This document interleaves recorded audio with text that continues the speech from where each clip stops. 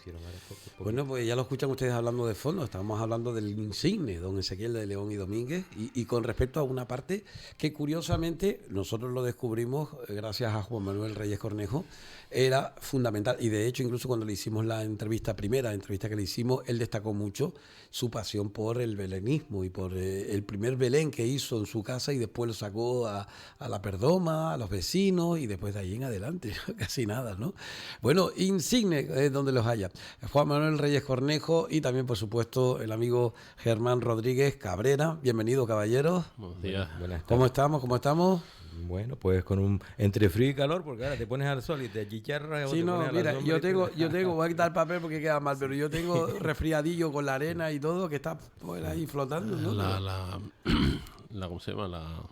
La calima. La calima es horrorosa. Sí, no, dicen que fertiliza, que viene cargada de fertilizante para los campos, esto y lo otro, pero Si no llueve tampoco si no llueve, va a no- germinar nada. nada.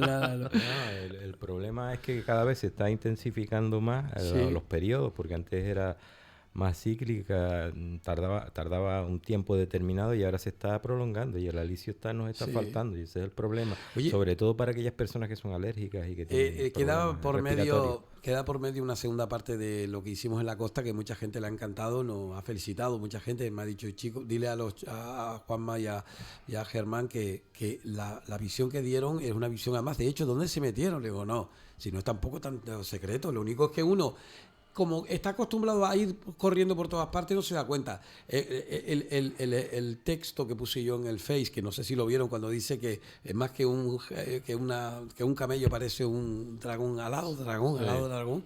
La gente me dice, hasta incluso Justo Sotelo, de la tertulia del Café Gijón en Madrid, me dice, es que la forma, y es verdad. Y esa parte de la piedra del camello, que mucha gente no la tiene, pero que es de fácil. Es decir, uno sigue por los caminos que están hechos ya y que llegas a esa parte. Lo único que uno está acostumbrado a que te marque, no, búscate un poquito, ¿no? Sin salirte de Bueno, no hicimos nada sino caminar por los senderos históricos que están ahí, por los Sí. caminos antiguos. Lo que pasa es que sí reconozco, Germán, que no es no es el formato. Es decir, una persona que te llega ahí a Amor con guía, por allí no te pasa.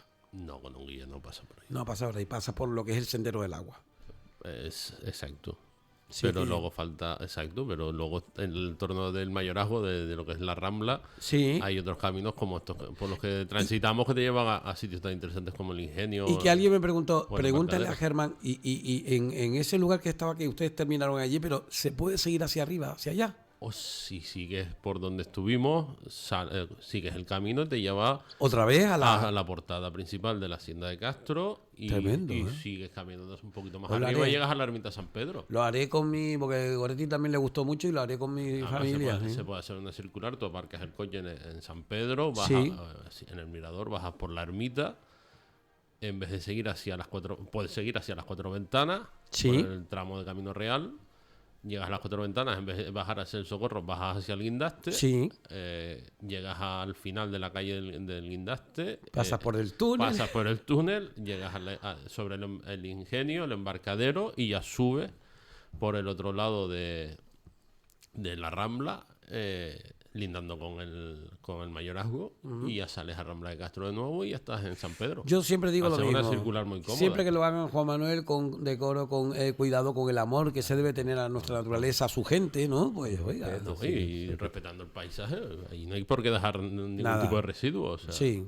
el camino es muy agradable y se puede hacer tranquilamente, lo puede hacer, no Y tiene saludable. mayor dificultad. Es un ejercicio, tiene diferentes alturas, no es una cosa... Bueno, si no tienes ningún problema físico y todo, pues perfectamente puedes hacerlo. Yo ¿no? lo bajé el otro día, bajamos por ahí, bueno, el otro día, el año pasado bajé por ahí con mi tía, Sí. 70 y algo, y bajamos desde mi casa por las Toscas, el mayorazgo, entramos dentro de Castro y salimos por el Embarcadero hacia el Guindaste. La mujer pasó bien el trance.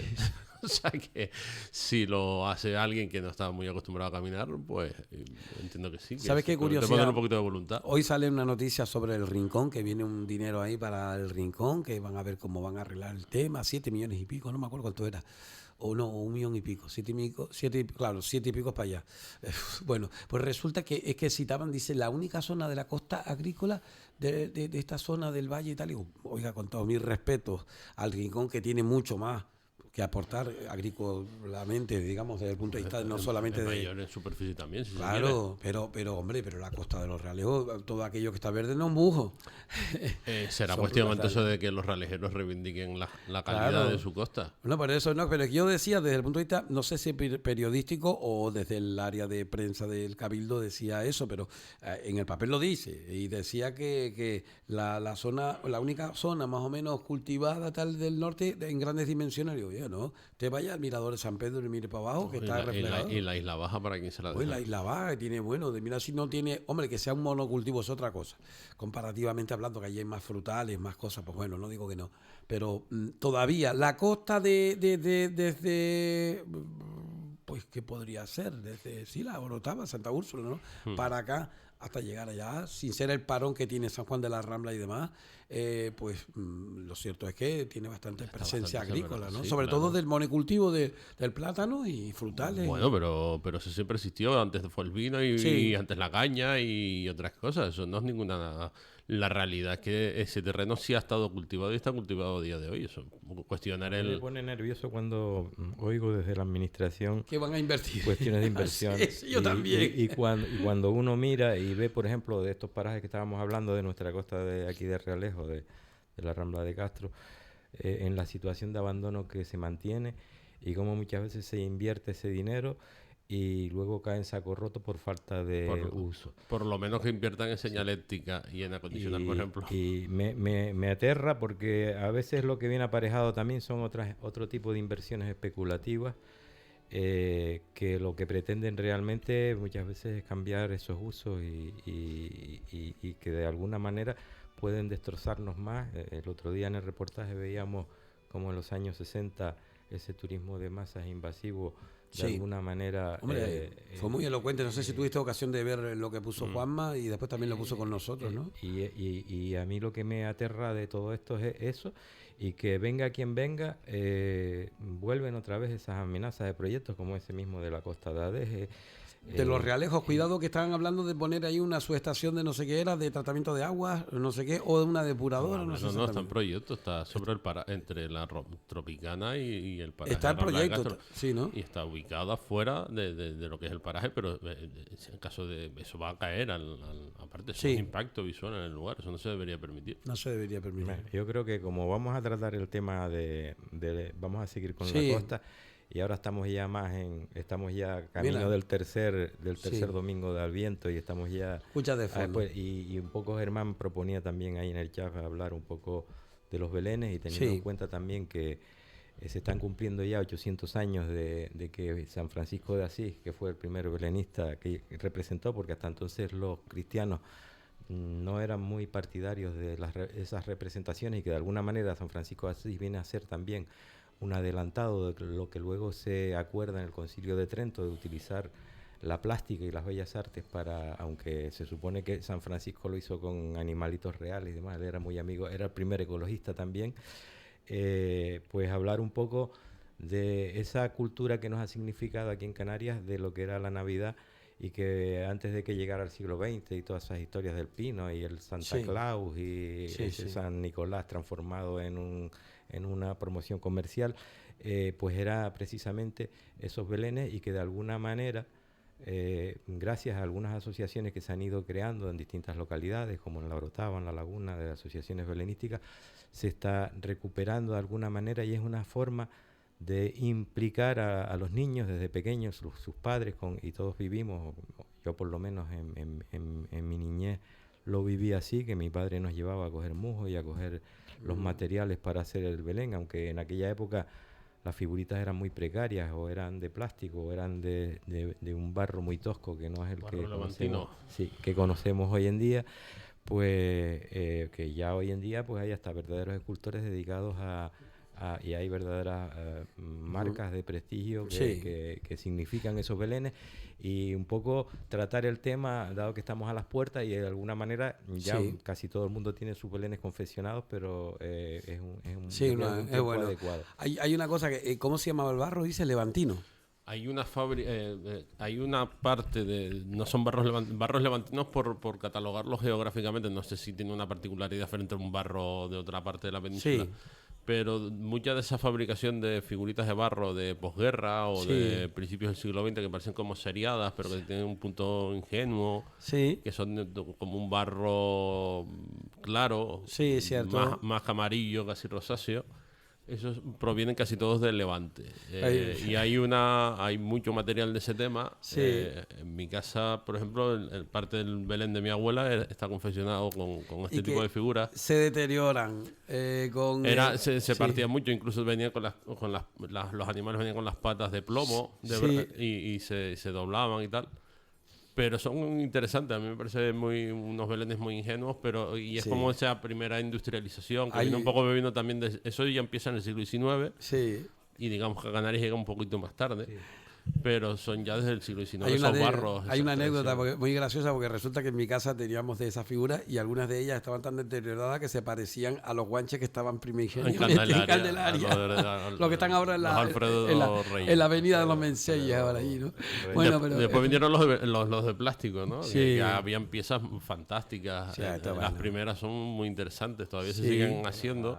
A principios del siglo XX tienes también de Olop que llegan, pero ya son para instituciones religiosas ya más acomodadas, y a como otra San escala, Juan de Dios. Y a otra escala. Yo tengo, en mi casa tenemos unas que son de muy buena calidad, porque mi tía abuela la monja, del Buen Consejo, que nos la ha regalado y demás, y son con paños y son colados y son una pasada. Eso es la siguiente evolución de... Sí, ¿no? Sí, bueno, eso ya es más moderno y eso se corresponde a lo que llaman ahora belenes hebreos, que suelen venir también de la parte esa de Levante toda.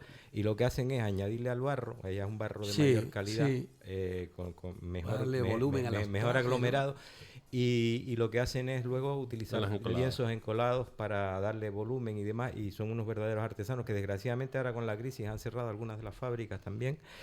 Había varias fábricas que lo producían y que, ojo, tienen una elaboración muy artesanal, porque la figura se modela en barro y después se utiliza el lienzo y casi todo se hacía manualmente. Lo que pasa es que las encarece también, porque una pieza de esas pues se encarece luego en el precio, en cuanto a las primeras que te comentaba Germán, que eran de un barro más tosco y que muchas veces, como tú bien decías, pues se deterioraban por estar guardadas en cava, la humedad. La humedad las afectaba mucho, la pintura se saltaba. Yo recuerdo ver a Felipito, Felipe, arriba en su tienda confeccionando, haciendo algunas de barro y pintándolas y todo. Es tremendo. No sé si hay alguien que, me imagino que la tendrá, pero que hizo unas cuantas. Sería interesante que se conservaran. Sí, siempre yo creo que es un género muy de David de calle, muy familiar, que muchas veces ni estos artistas ni estas fábricas se dedican a la exportación, sino de lo que tú dices, artistas locales.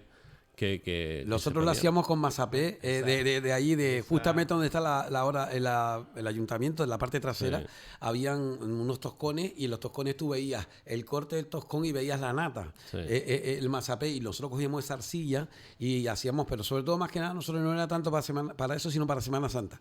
Y hacíamos los pasos de Semana Santa de Chico Menudo, ¿no? Tienes dos belenistas, digámoslo así, si se quiere en términos aficionados, como son el de Álvaro Borges, que lo modeló él en las figuras, las ha modelado él y la familia en la calle del Medio, o la de Adán Pérez, que es el director de la Filarmónica, que también los hacía en Escayola, que lo montaba en su casa en la entrada y en San Agustín, y era muy interesante. Y luego también en Los Realejos vive, aunque no sea realejero, otro importante belenista, que es José María Mesa. Sí, ahora está residiendo en el sur, pero sí está... Bueno, él viene a esa casa de vez en cuando. Exactamente, él tiene casa aquí en Los Realejos y durante mucho tiempo fue profesor del instituto. Ha estado ahora en Santa Cruz, creo que, no sé si en la sede del gobierno o en el propio ayuntamiento, ahora no sé, sale estos días. Se ha vuelto nuevamente al Cabildo, que estuvo muchos años en él, y este año ha vuelto a inaugurar en el Cabildo, y muchas de esas figuras y muchos de esos belenes se han elaborado aquí en Los Realejos. En el instituto, ¿te acuerdas? De hecho, incluso todavía vas allí, levantas y encuentras allí figuras. Muchas pinté y muchas manos hice también. También, y ¿no? muchos años colaboré en el montaje de esos belenes. Es un tema interesantísimo que, como dice Juan Manuel, ahora se han ido incorporando, siempre han estado, porque la historia sí lo dice. De hecho, es muy interesante los belenes de la Roldana y de Pedro Roldán, uno que ha comprado hace unos años el Museo de Escultura, Nacional de Escultura. Hay un belén enorme de Pedro Roldán, que es una preciosidad. Y como vemos que ese género, con el florecimiento de nuevo de los escultores, de lo sacro, digámoslo así, han vuelto a haber escultores que se han dedicado parte de su tiempo a elaborar belenes, ¿no? Sí. Desde pequeñas escalas allá a otra nueva moda, digamos así, que viene Y son casi a escala natural, ¿no? Como natural, los sí. belenes que se están introduciendo ahora mismo en Canarias, que vienen a sustituir muchos de esos de escayola que se dieron en posguerra. Juanma, estábamos hablando justamente, bueno, está recogido porque la grabación se escuchará cuando ustedes estaban hablando antes de que saliera la sintonía, pero lo cierto estaban hablando acerca del Belén con las figuras de Ezequiel de León y Domínguez, que si no me equivoco, si no me corriges, están vestidas de mago, ¿eh? Sí, como sí, de la son Orotava, el traje de costumbritas, son hechas al estilo costumbrita y intentó reflejar. ¿Qué época estamos hablando? Eran de los años 50. Estamos hablando de casi 340 piezas, creo que eran, Sí. en total. No sé el destino que ha llevado todo eso, pero y hacían referencia a las profesiones y a determinadas actividades que se hacían Tradicionales y que se han canarias. perdido, desgraciadamente, y que tenían un gran valor etnográfico. De todas maneras, hay que decir que don Ezequiel, bueno, él nace en la calle Nueva, en la Villa de Arriba, y curiosamente luego se tienen que mudar de la casa donde él nació, que era creo que el número 20 y algo, 21 me parece, la calle Nueva, y llegó a ser monaguillo de la iglesia de la Concesión, y entonces se encargaba también de los veleros de cera, y aprovechaba el esperma o la cera reciclada para elaborar incluso producciones que aún todavía quedan algunas, aunque el soporte era un poco Efímero, porque claro, sí, sí. pues don Juan del Castillo, por ejemplo, tenía una reproducción del Cristo a la columna de la Orotava, y como eso tantas otras, hacía las manualidades también a los compañeros de clase, que cuando el profesor mandaba, doña María Lamanca, por ejemplo, les mandaba hacer una manualidad, pues muchos de ellos no eran muy avispados en el tema y se lo encargaban a don Ezequiel. Después también había una Semana Santa paralela a la Semana Santa Real, que la hacían una semana antes, una semana después, y también se creó una serie de imágenes, casi todas de ellas modeladas, muchas veces en cera, otras veces en barro, muy poco en madera, hay alguna cosa en madera también, y eso está en manos todavía de particulares de la Orotava, que ni siquiera está catalogado.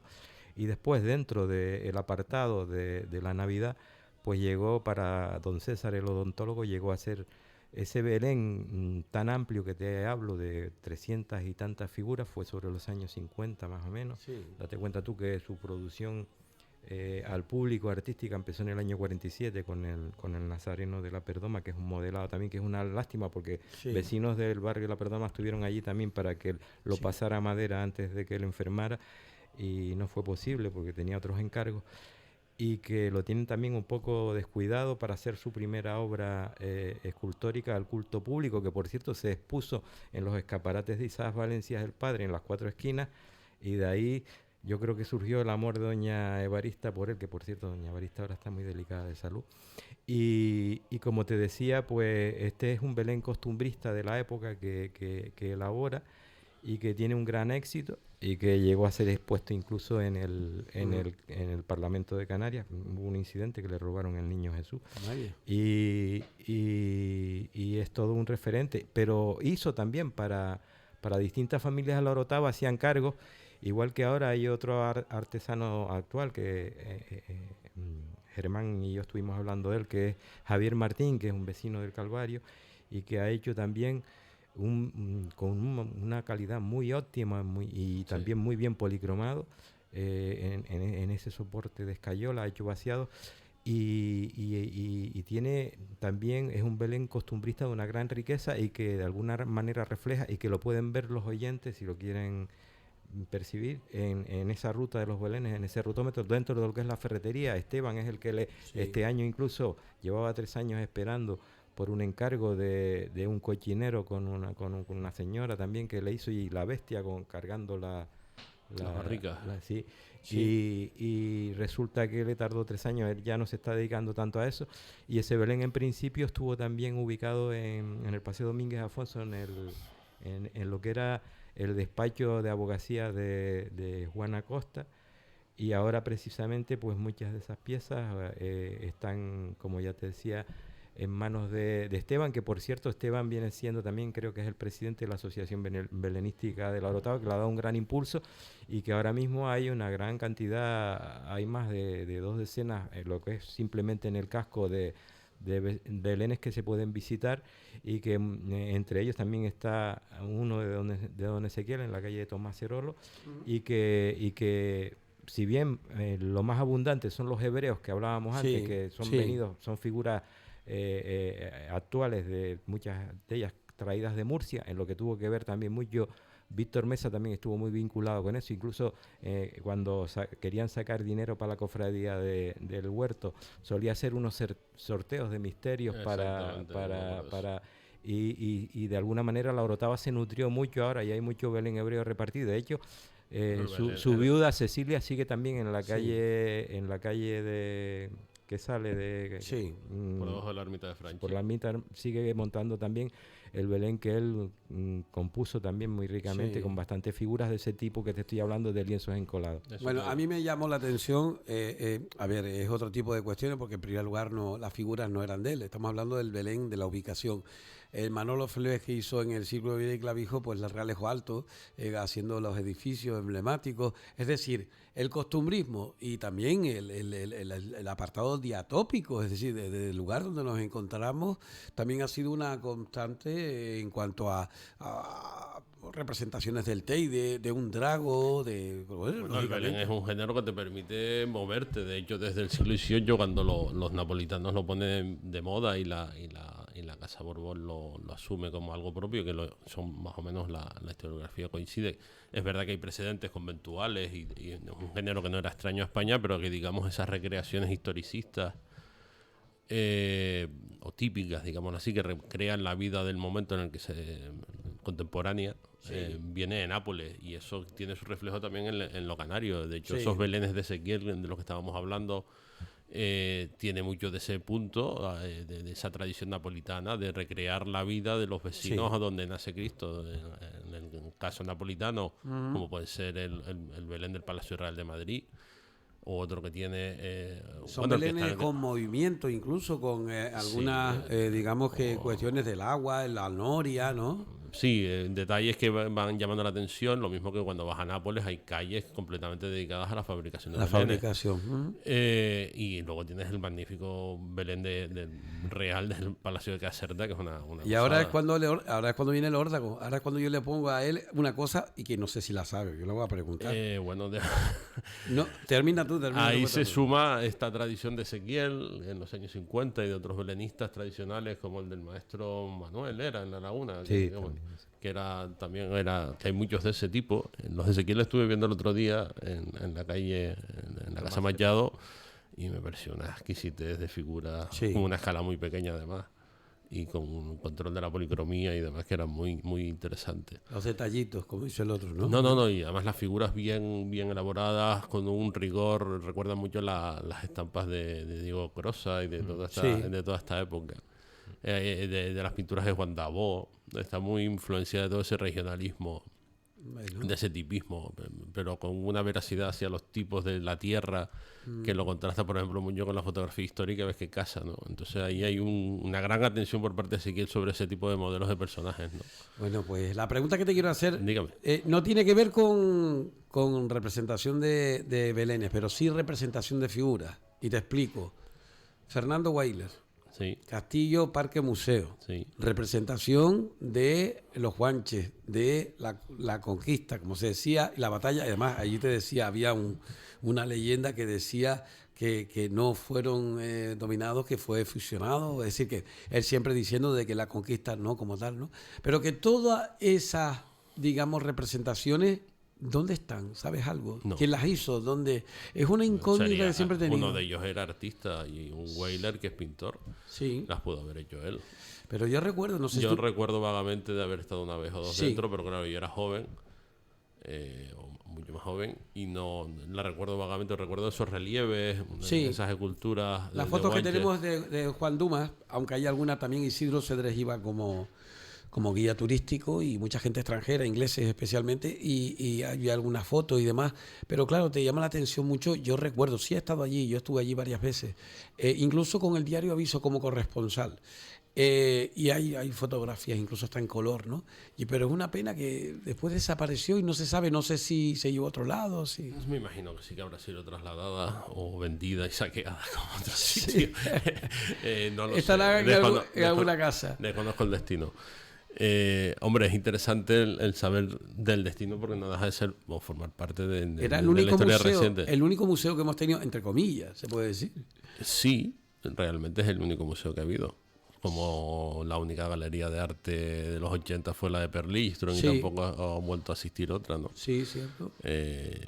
Sí, es una pena, realmente es una pena. Bueno, y eso entronca con otro tema por medio, que estábamos hablando el otro día, y era el hecho de, no sé si hablamos en el apartado o lo hablamos nosotros que en la tertulia de turismo, hablando de cómo las casas recaen en manos de fuera y que es una pena que después pues muchas de esas casas no se sepan cuál va a ser el destino y que son casas que tú dices en el casco histórico que es un BIC y siempre digo yo, si cae en manos de fuera y siempre que respete y obviamente pues yo qué sé, yo no creo que sea un anatema, ¿no? Hombre, se dan casos paradójicos donde el que compra extranjero tiene más respeto y Sí, más cariño a la hora sí. de intervenir que un local que compra y lo primero que hace es alterar la fachada, cambiar la carpintería por aluminio La Casa Miranda. y no hablemos de Que no de es lo la que Casa sucede Miranda. dentro. Pero bueno, No, la Casa Miranda es un mal menor. sí, Las hay no. peores. Te puedo No, contar la Casa casos. En los Miranda, Ralejos, no. si quieren, Sí. podemos empezar a contar lamentables casos donde incluso la administración mira hacia otro lado. O sea, y en La zonas fa- big, Sí. donde en un pleno big se sustituye toda la carpintería y se pone aluminio, vale, imitando madera, pero eso no son criterios. No o sea. son criterios, ¿no? Bueno, pues Ni hablando... la casa Miranda es la casa Miranda. No, pero Ni que la casa de Anchieta es la casa de Anchieta. Exacto, fuiste tú quien me lo dijo. Exacto. Pero bueno, esos son otros temas. Mira, yo respecto a eso, sí voy a hacer una crítica a los responsables de patrimonio, que en este caso muchas veces Sí. está y de un tirón de orejas en ese sentido. Hoy tenemos un poquito Porque menos tiempo. Yo pienso que el patrimonio no se suscribe simplemente a la conservación de fachadas. En La Laguna se han dado casos, aún ya siendo patrimonio de la UNESCO, de subastas del mobiliario interno de casas que habían sido vendidas y que guardaban un mobiliario propio de la época, y el patrimonio tiene que comprender todo. Y después, lo que hablábamos antes de las obras de arte que estaban contextualizadas en Canarias y que muchas fueron traídas incluso de artistas foráneos, traídas por mecenas que las encargaban y que son de artistas de primer nivel, de distintas épocas artísticas. Lo que no puede permitir patrimonio es que eso sea expoliado y comprado o vendido y sacado de nuestro territorio. Y eso está pasando con un montón de cosas, con la colección de José de Betancur y Castro. ¿Por qué? Porque eso después pasa a manos de herederos, se descontextualiza, es decir, cuántas casas conocemos nosotros que han sido expoliadas por completo Tampoco hay política. y que el patrimonio está... ¿sí? Tampoco hay políticas para hacer... Es verdad que es una propiedad privada, pero como tú bien dices, hay viviendas que todo su contenido junto con la vivienda merece ser visitado. Y protegido. Y protegido. Y eso puede ser precisamente una opción de museografía, bueno, de transformarlo en un espacio que se pueda visitar, catalogar y documentar y que genere... Y ser respetuosos, Germán. Efectivamente. Ser respetuosos, porque mira, y ahora, algo parecido a la Casa Museo Cayetano Gómez. Sí, exacto. Pero mira, ahora me voy a meter, por ejemplo, con lo que es la iglesia. Con la iglesia hemos topado. La iglesia, por ejemplo, lo que tiene que tener en cuenta es que ellos son usufructuarios de ese patrimonio que han recibido en herencia de nuestros antepasados. Y después, ese patrimonio no se debe descontextualizar ni sacar del contexto, que muchas veces ocurre. Hay que mantenerlo en su ámbito. Si el artista y el comitente lo hicieron con un destino determinado, eso hay que respetarlo. Tú no puedes desubicar esa pieza. Yo sé que cuando la desamortización de Mendizábal son cuestiones históricas se vendió que afectan. y hubo, pero eso ya hay que modificarlo. Y se sigue teniendo ese concepto de que me llevo... mira... Sí, el sacerdote, decir, como dice, la iglesia tiene sus ministros, como dice, ¿no? Cada uno... No, y que es es un patrimonio de todo. Y date cuenta y tú que va que contra ya... la voluntad del donante, por ejemplo. Sí. O sea, tú no puedes, si se regala para un sitio, no puedes aparecer en la Sí. otra punta de la isla, por así decirlo. Claro, no. Y no solo eso, sino que después el concepto que ellos tienen es decir, ellos no son propietarios de ese patrimonio. Somos propietarios todos ya, incluso los no católicos, porque desde el momento que las administraciones públicas intervienen en esos bienes patrimoniales, se está haciendo con el dinero de todos. Y es un patrimonio de todos, del que nos tenemos que sentir orgullosos, en nuestro caso, pues todos los canarios, o todos los españoles, o todos los europeos. Y lo que no se puede hacer es descontextualizar, ni estar trapicheando. Yo sé que, hombre, hay también un amplio mercado de coleccionistas y que muchas veces son los que salvan, porque la administración, con la excusa de que eso es privado, se lava las manos como Pilato y ahí te quedas. Y no debe de ser así. Debe de haber una protección de ese patrimonio. Y después hay una distancia muy grande entre lo que se legisla y lo que es la práctica. Y muchas veces se da cuenta uno que a veces las propias piezas están mejor cuidadas en manos de coleccionistas que en manos de la propia administración, que permite que hay multitud. Yo te puedo hablar de acuerdos urbanísticos que se hacen entre constructores y la administración, muchas veces la administración local, que se tienen que comprometer a restaurar un inmueble determinado y para quitarse el muerto de encima hasta lo acaban quemando o haciéndolo desaparecer. Es decir, son cuestiones muy graves. Y en ese sentido, también el Cabildo a nivel nuestro insular, que es nuestra, de alguna manera, la administración con la que más se identifica al ciudadano, porque era de las más próximas, porque los ayuntamientos no solían tener el patrimonio necesario para mantener todas esas infraestructuras, muchas veces ha hecho unas dejaciones terribles. Sí. Que hay que poner y muchas veces motivadas por la desinformación de esos consejeros que han tenido al frente de ese área, que es importantísima para guardar nuestro patrimonio y de alguna manera guardar nuestra identidad también. Bueno, pues hablando con pues Juan Manuel Reyes Cornejo y también con Germán Rodríguez Cabrera en este apartado de patrimonio hoy del belenismo y de otras cosas, porque en definitiva estamos hablando de arte y hablando también, por supuesto, de toda esa herencia que, como bien dice Juan Manuel, hemos recibido. Algunas veces nos hemos portado bien con ellas y otras no tanto. Germán, ¿tú qué pondrías en esa casa de Per Lilleston? Tú que yo compartí contigo un momento que, por cierto, tengo ya ese disco duro recuperado, lo cual quiere decir que esas fotografías que hicimos, ¿te acuerdas? Sí. Pues están a disposición, así que las tendremos de esas canalizaciones de aguas, ¿no? En forma de la famosa gárgola. ¿Gárgola? ¿Dragón o gárgola? Que al final, ¿qué quedamos? Era una gárgola, lo que pasa es que tenía una teoría de que era... Sí, parecía vikingo. Exacto, yo creo que... ¿Pero qué pondrías? Ahí, bueno... Hombre, el espacio es muy bonito. A mí me el gusta. Patio aquel. A mí me gusta para una fundación privada de patrimonio, por ejemplo. Sí. Había espacios diáfanos. Allí estuvo, un instituto de estudios, por ejemplo. Allí estuvo el primer tórculo, por ejemplo, un centro de grabado. Los primeros tórculos que hubieron en la isla para poder hacer grabado contemporáneo estaban ahí. Y todos los que hicieron grabado en un tiempo pasaron por ahí. Después vinieron vino Javier Belmonte y no me acuerdo, ahora me olvidé del otro, de Tony Arta en San Juan de la Rambla y montaron un centro de grabado, pero hasta lo mismo, todo ese legado de lo que hubo en Per, más lo que estuvo en San Juan de la Rambla, podría ser un buen destino. Esa casa de Per como un centro de artes gráficas. Creo yo que nosotros tuvimos a principios del siglo XXI, sí, el 2000 o por ahí, pero no sé, pero lo cierto que yo volví después de fallecido el propio Per, cuando se le montó una exposición, cuando le hicimos el homenaje en el Teatro Cine La Tertulia, y de ahí salió luego una exposición en el Liceo Taoro. No se me olvida la estancia y sobre todo el caminar por los pasillos laterales y después la entrada a lo que es en sí. Yo digo, Dios mío, aquí lloviendo, cayendo el agua en el patio, el despachito que tenía él allí, Dios mío, calidad de vida. La casa era muy bonita.